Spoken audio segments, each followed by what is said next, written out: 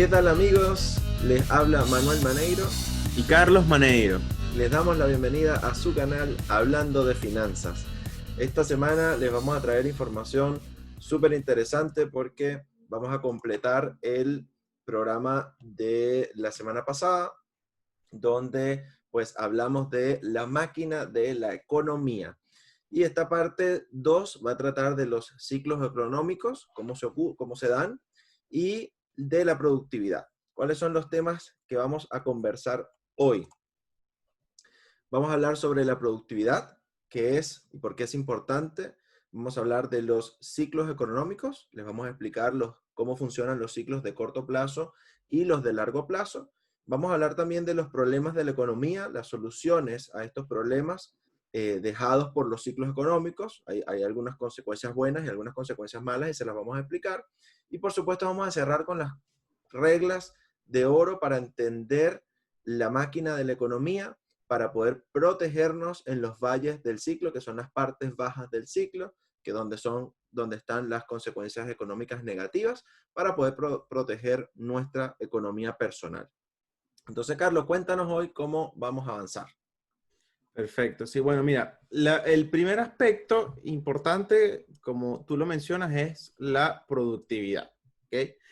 Dentro de la productividad podemos ver, o en esta temática podemos ver un par de cosas. La productividad siempre va a ser creciente, ¿ok? Pero no varía mucho. Y es lo que más importa a largo plazo. Es la única forma de crecimiento que hay. Si tú produces más, tienes más ingreso. Y si no produces, tienes menos ingreso. Pero nunca va a ser algo desproductivo o no va a hacerse negativo. Siempre va a ser positivo y es lo que más importa. La segunda parte o aspecto importante es el crédito. Varía mucho más porque te permite gastar mucho más cuando ni siquiera has producido suficiente y dejar de consumir cuando tenemos que pagar la deuda. Entonces es lo que importa en el corto plazo, consumir más sin necesidad de ser más productivo, y eso es lo que hace o se deriva en los ciclos de corto plazo y largo plazo. Se estima que un ciclo de corto plazo es entre 5 y 8 años y un ciclo de largo plazo es entre 75 a 100 años. Si ustedes ven en la historia, las disrupciones y los ciclos o las burbujas que han habido pueden coincidir con estos plazos.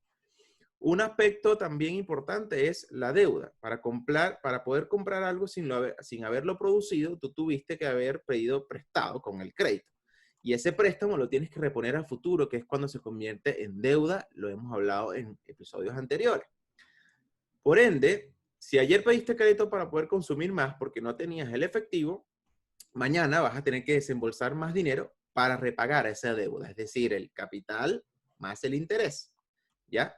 Básicamente estás pidiéndole prestado a tu futuro, ¿okay? Para poder gastar hoy un dinero que no tienes.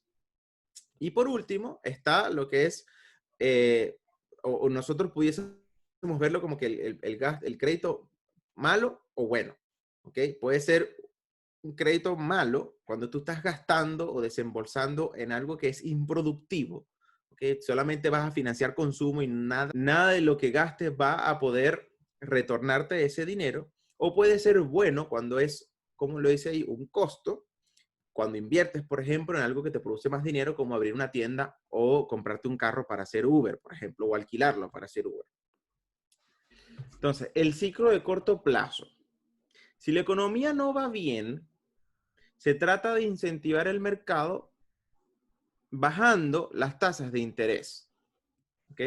¿Qué permite esto? Que aumente el consumo gracias a mayor cantidad de créditos. Eso a su vez hace que los ingresos suban y por más gasto y más ingresos los precios van subiendo. Eso a la larga genera inflación y tiene como consecuencia la pérdida del poder adquisitivo. Se pierde el poder de compra porque el dinero vale menos que antes. Aquí el banco entonces tiene que intervenir de nuevo para tratar de controlar esa inflación generada en un principio. ¿Y cómo lo hace? Subiendo las tasas de interés.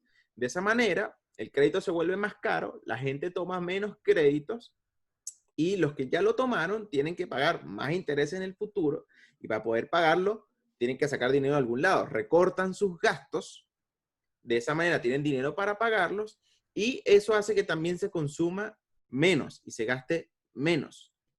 Se reduce el consumo general Eso hace que bajen los ingresos y como el gasto de una persona es el ingreso de otro, se gasta menos y los precios empiezan a bajar, se reduce la inflación y llegamos a la recesión. Aquí la economía vuelve a estar demasiado lento y se vuelve a repetir el ciclo con el Banco Central bajando las tasas para incentivar el crédito y por ende el consumo, etcétera, etcétera, etcétera. Todo esto es algo circular. Estos ciclos cortos normalmente terminan con mayor crecimiento o mayor productividad que el ciclo anterior, pero también terminan con más deuda, porque la naturaleza del ser humano tiende a hacer que sea más gastivo que productivo. La naturaleza del ser humano es, no me importa endeudarme a futuro, yo quiero gastar más hoy y no tanto producir. Se quiere más crédito, pero no le gusta pagar. Después de que estos ciclos se vayan generando una y otra vez, entonces viene el ciclo de largo plazo. Como los ciclos pequeños hacen que la deuda aumente más que los ingresos, se crea el ciclo de largo plazo. A pesar de la mayor cantidad de deuda, los prestamistas siguen dando más préstamos porque hay un sesgo psicológico hacia el bienestar. La gente piensa que todo va a estar bien, las empresas creen que todo es positivo, que la economía está boyante, que está en crecimiento, se concentran en un pasado muy reciente o muy cercano y todos creen que esto es un boom y el crédito sube y sube. Entonces empieza a generarse una burbuja, surge lo que se llama el desapalancamiento, que lo que quiere decir es que baja el ingreso, se reduce el gasto, los precios bajan, los créditos empiezan a desaparecer y los mercados empiezan a caer. Y ahí venimos entonces en la parte negativa o la parte de la bajada de la que ven hoy ahí en la curva del ciclo de largo plazo. Así es, qué bueno. Mira, en el caso del ciclo de largo plazo, lo importante es que entiendan que la línea de acá es la de largo plazo y las líneas de onda son las de corto plazo. Entonces, lo importante es entender que una línea de un ciclo económico de largo plazo está compuesta por muchos ciclos de corto plazo. ¿Ok? Que todo eso que explicó Carlos va a ocurrir varias veces y eso va a comprender un ciclo de mucho mayor largo, de mucho más plazo. ¿Ok? Estamos hablando de que un ciclo de corto plazo, Carlos, ¿cuánto tiempo puede durar más o menos? Entre 5 y 8 años. Y el de largo plazo, entre 75 y 100. Exacto. Entonces, la idea de todo esto que nosotros estamos comentando es que ustedes entiendan esto para que puedan prepararse para, sobre todo, estos valles que están acá, que son los más duros, que son los del ciclo de largo plazo, que es cuando empiezan las recesiones. Entonces, a medida que bajan los ingresos y hay menos derecho al crédito, que fue lo último que explicó Carlos, ¿verdad? Que así se incentiva la economía con el crédito, los deudores no pueden pedir más dinero para poder pagar estas otras deudas. Entonces, tienen que liquidar activos para poder pagar esas deudas. ¿Cuáles son esos activos? Bueno, bienes que tengan, acciones, bonos, una casa, un auto, qué sé yo, para poder liquidar estos activos y poder saldar esas deudas. Al liquidar masivamente todos estos activos, porque recuerden que esto no es una sola persona la que está haciendo esto, sino es un montón de gente que está tratando de hacer lo mismo, porque así fue incentivada la economía, dándole créditos a todo el mundo. Entonces, bueno, como mucha gente está haciendo lo mismo, está liquidando sus acciones, está liquidando sus bonos, está liquidando sus viviendas, entonces, o sus segundas casas, que es lo primero que tratan de liquidar, entonces, bueno, masivamente los precios bajan, porque al haber mucha oferta y poca demanda, porque muy pocos tienen liquidez para poder comprar, pero muchos necesitan esa liquidez para pagar el crédito, pues venden, entonces los precios bajan. Y esas ventas inundan el mercado y colapsan los precios. Esto al final lo que también causa es que colapsa la economía, porque la garantía para estos créditos, por ejemplo, los créditos hipotecarios, que son las casas, el banco la tiene que liquidar para poder recuperar ese dinero que te prestó, en el caso de que tú no puedas pagar, pero como ese bien ya no vale nada o vale mucho menos, porque los precios bajaron en el mercado, el banco no quiere liquidar ese bien y lo que hace es tratar de repactar ese crédito. Lo que hace, lo que causa es que tú no te salgas del crédito y sigas allí endeudado pagando. Entonces, ahí lo que se genera... Manuel, disculpa, o al liquidarlo, lo liquida con un precio tan bajo que Claro. sigue sigue incentivando la baja de precio en el mercado y el mercado Claro, cae más que también. eso fue lo que Círculo pasó vicioso. en el 2008 en Estados Exacto. Unidos, que Ujú. los precios de las casas bajaron tanto que al banco, al momento de liquidarla para poder pagar el hipotecario, o sea, o recuperar la plata que le prestó la persona como un crédito hipotecario, vendiendo la casa no le alcanzaba para cubrir esa deuda. Mm. Entonces explota la burbuja porque no hay forma de recuperar todo el dinero que se invirtió. Y eso se convierte en un círculo vicioso. Entonces no se pueden bajar más las tasas de interés porque ya están por el piso y se acaba el estímulo. Entonces, qué es lo que ocurre en ese valle, en ese gran valle? Bueno, es el desapalancamiento y a diferencia de una recesión, la deuda es tan grande que es impagable Mm. y además no se puede bajar más el interés, entonces todo se paraliza. Y ahí es donde vienen las depresiones o las recesiones de largo plazo, que es en este valle que una recesión de esa puede durar 10, 12, 15 años, con 2 o 3 ciclos cortos allí, donde hay una especie de mejoría, pero continúa todo a la baja, no se termina de incentivar la economía. Entonces, es importante que eso quede claro allí. Eh, lo más importante en esto es que la gente cree que hay un boom y todo el mundo gasta y después viene un down, que es donde nosotros tenemos que estar preparados para tomar acción Ujú. y apeltrecharnos y cubrirnos para que tengamos ese periodo de la Claro. mejor forma posible. Entonces, en estos ciclos se generan una cantidad de desequilibrios económicos, que es lo que nosotros estamos viendo, y por eso una de las cosas que nos incentivó a crear este canal es precisamente esto, que estamos viendo estos desequilibrios en el mercado actualmente y que la gente no tiene idea de cómo cubrir su espalda económica ante estos desequilibrios. Entonces, ¿cuáles son las soluciones que tiene en la bandeja o a disposición un gobierno y la gente común también, por supuesto, a menor escala, para cubrirse de este desequilibrio? Entonces, lo primero es importante que de estas cuatro soluciones, estos 4 puntos que estaban acá en la lámina, entendamos que los 3 primeros, si un gobierno los toma y los activa, son medidas que son deflacionarias y son impopulares. Y la última es una medida inflacionaria que es muy popular. Entonces, claro, cuando hay guerra de gobiernos, donde hay periodos que gobierna un partido y el siguiente periodo gobierna otro partido, generalmente, como saben que esta alternancia viene, corren la arruga y tratan de no tomar las medidas deflacionarias que son las que realmente curan a la economía, ¿no? Que son las soluciones de la economía. Pero como son medidas antipopulistas, entonces a los gobiernos no les gusta tomarlas. ¿Cuáles son esas Claro. medidas? Todos tienen que gastar menos, es decir, hay un recorte en el gasto. No solo el gobierno tiene que gastar menos, sino que las empresas tienen que gastar menos, la persona tiene que gastar menos.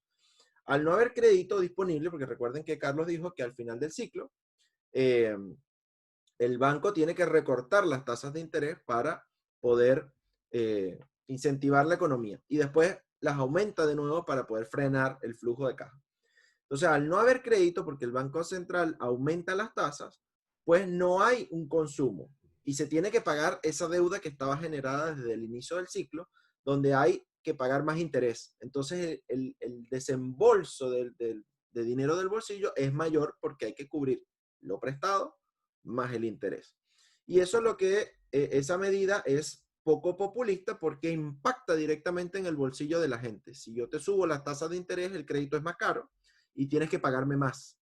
Entonces eso te impacta en el bolsillo. Y le impacta a las empresas si las empresas tomaron crédito, por ende eso lo trasladan al costo del producto y así sucesivamente el ciclo que Carlos explicó. La segunda opción es la renegociación. Entonces, bueno, vamos a renegociar este crédito, mejor es 50% de algo que 100% de nada. Y ahí es donde empieza o se crea el principio de una depresión, porque el banco no quiere tomar los activos porque valen menos, como ya lo expliqué, Claro. y al no valer nada, pues trata el banco de crear una desinflación o una deflación, que no se preocupen, por eso lo vamos a explicar luego, eh, si no entienden, pero estos son conceptos que ya hemos escuchado, inflación y deflación.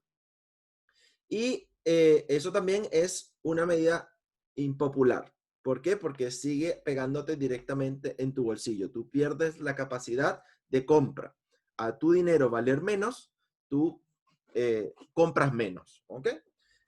El tercer punto es la redistribución.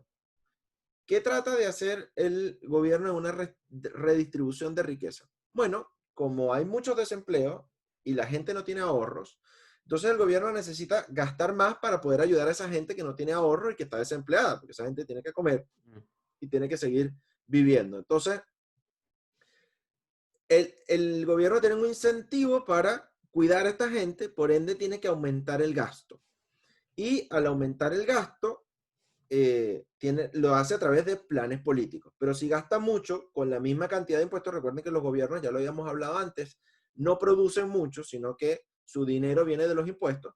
Pues para poder cubrir con todos esos planes políticos de ayuda al desempleado, al que no tiene ahorro, tiene que cobrar más impuestos. Entonces ahí vienen los impuestos a los ricos. Pero generalmente la clase política o adinerada de un país tiene mucho poder y trata de influenciar de que esto no ocurra. Y ahí vienen las guerras de poderes. Y esto se ve mal desde el pueblo que está necesitando esta ayuda del gobierno. Dice, bueno, ¿cómo es posible que tú no me quieras ayudar a mí y que tú no puedas Claro. apoyar al gobierno para ayudarme?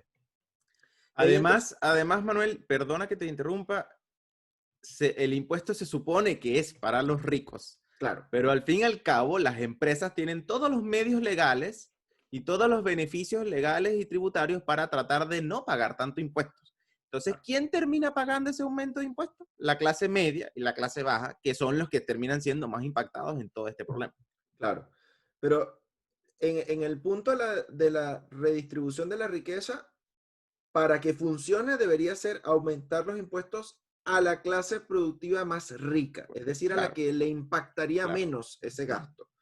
Pero Ujú. como le dije, los gobiernos tienen miedo de hacer esto porque normalmente esta clase es poderosa y inyecta mucho dinero a los gobiernos por otras vías, ¿no? Entonces, bueno, eso también es una medida impopular Mm. y la gente entonces empieza a ver esta distinción de clases y la gente empieza a molestarse, ¿no? Bueno, pero ¿por qué no le cobras más a él que él tiene más que yo que no tengo nada y que, oye, yo necesito que me ayuden? Entonces, el tipo de pensamiento Robin Hood, ¿no? Quitarle al rico para darle al pobre. Y esto empieza entonces esa lucha de clases y el descontento de ambos bandos y eso genera inestabilidad política. Por eso es impopular o poco populista. Y por último está la impresión del dinero. Esta medida es inflacionaria. El Banco Central enciende la máquina de producción de dinero, inunda el mercado con cash y por eso es que es inflacionaria, porque al tú meterle dinero a la economía circulante, entonces pues hay más dinero en efectivo rodando y esto incentiva al consumo. Entonces yo recibo dinero prácticamente gratis o bueno, en realidad hay una capa de permeabilización allí donde el dinero fluye desde el Banco Mm. Central hacia la gente común de a pie, pero en la medida que esta fuente o esta cascada de dinero va bajando, va perdiendo valor. Y al final, por eso se dice que es inflacionario, porque cuando el dinero llega a ti, ya ha perdido parte de su poder y además los productos, como hay mucho dinero en la calle, la gente está comprando, los productos tienden a aumentar. Pero la ventaja positiva de esto es que mucha gente utiliza este dinero para comprar activos financieros y para comprar vivienda, etcétera, etcétera. Y esto lo que hace es que aumenta el market cap, que es el valor financiero de la economía, y el valor de las empresas, porque la gente empieza a comprar acciones, a invertir ese dinero para generar más ingresos. Y esto lo que hace es que genera más empleo, a las empresas revalorizarse y tener dinero fresco de la economía. Entonces las empresas tienen que producir más. Y recuérdense que una de las cosas que dijo Carlos, la clave es la producción. Al yo poder producir más, puedo contratar más gente y le genero más dinero al mercado, pero ya no un dinero falso, sino un dinero respaldado por la productividad. Por eso eh, hay que buscar y la clave aquí, por eso decimos aquí reglas de oro. Las reglas de oro es esto, es tratar de tener un equilibrio y un balance entre estas cosas, ¿ok? ¿Qué es lo que pasa aquí? En primer lugar, hay que buscar un equilibrio. En todas las escalas, gobierno, banco central, empresa, persona de a pie, no puede permitir que la deuda crezca más que el ingreso. Porque entonces, si tú permites eso, tu deuda es más grande de lo que tú la puedes mantener y al final te va a aplastar la deuda con sus intereses. Entonces tú no puedes permitir eso, tú tienes que mantener un equilibrio entre tu deuda y tu ingreso. Segundo punto en las reglas de oro. Los ingresos deben crecer a la misma velocidad que la productividad. Y doy un ejemplo. Si tú estás produciendo algo, si tú, no sé, montaste una pequeña panadería y tú estás produciendo pan y de repente tus ingresos empiezan a aumentar sin tú aumentar tu productividad, puede ser porque tus precios están increciendo. Y si tus precios están creciendo, pero no está creciendo tu productividad, hay que estar alerta porque eso puede decir que tú estás saliéndote del mercado, del valor del mercado, y tú puedes estar perdiendo competitividad. Entonces la clave en esto es no dejes que el ingreso crezca más que la productividad. Volvemos, balance, equilibrio. Produzco más, ingreso más. Produzco más, ingreso más. Produzco más, ingreso más. Y por último, no menos importante, haz todo lo que puedas para aumentar la productividad, porque a largo plazo esto es lo que importa. Esto es lo que te va a mantener a flote.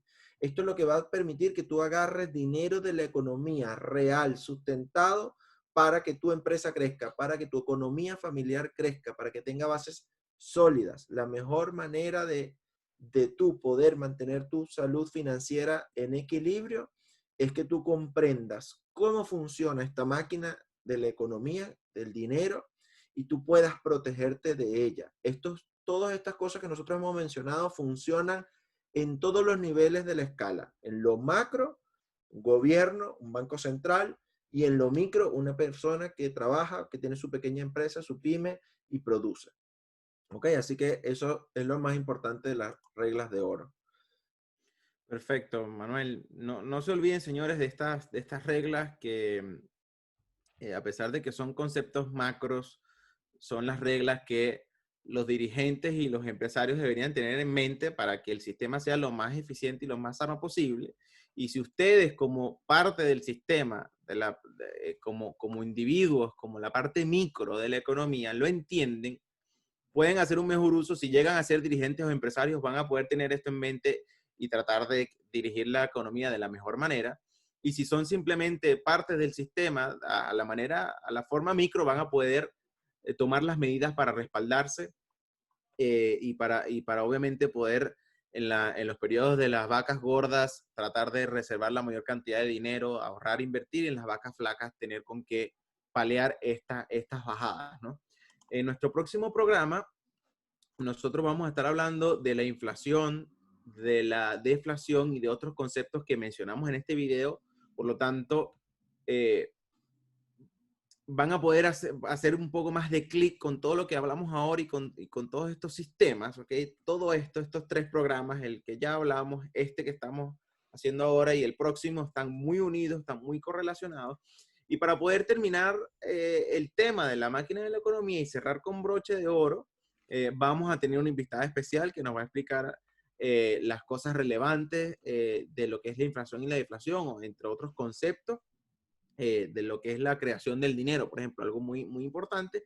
Y bueno, vamos a poder entonces ver todo esto de lo que es el sistema económico y poder avanzar con temas muchísimo más interesantes que muchos nos están pidiendo. Entonces, no se olviden de seguirnos, darle el botoncito de seguirnos, prender la campanita para que les llegue la notificación de los videos nuevos cuando los subamos. Síganos también en nuestras redes sociales, que están en nuestra descripción, y dejen sus comentarios, bien sea aquí o en nuestro correo hablando de finanzas sin la e @gmail.com, para saber si les gustó el video o no les gustó, y si tienen algún comentario, algún aporte, opinión, siempre va a ser bien recibida. Dennos feedback, que eso nos ayuda a nosotros a nutrirnos de ustedes también y de traerles el mejor contenido posible. Entonces cuídense mucho y hasta la próxima. Nos vemos. Chao, chao. Chao.